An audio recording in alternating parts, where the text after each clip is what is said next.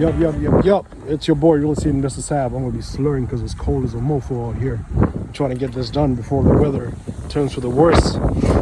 As you know, this extension was done illegally, and we've got to redo the footings on the foundation wall. So there you go, all excavated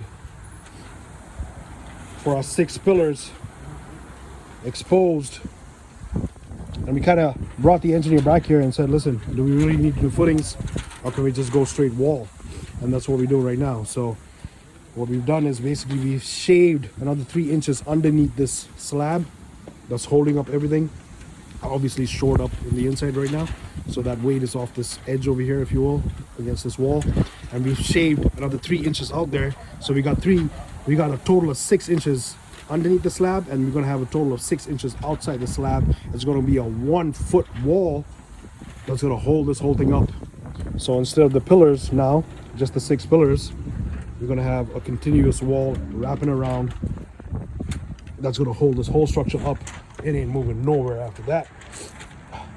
And there's the team, guys. Teamwork. Say what's up, fellas. Good job. Teamwork makes the dream work. So today what we're doing is putting in rebar before we set our forms. Call for inspection first so you can see the rebar, you can see what we're doing over here.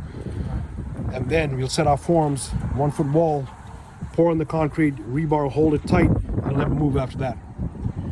That's what we do, follow the story. So if you got some projects like this, you need some advice, you need some consultation, or you just need the work to get done, give us a shout. Real Estate Investor Sab, you know it is. Peace.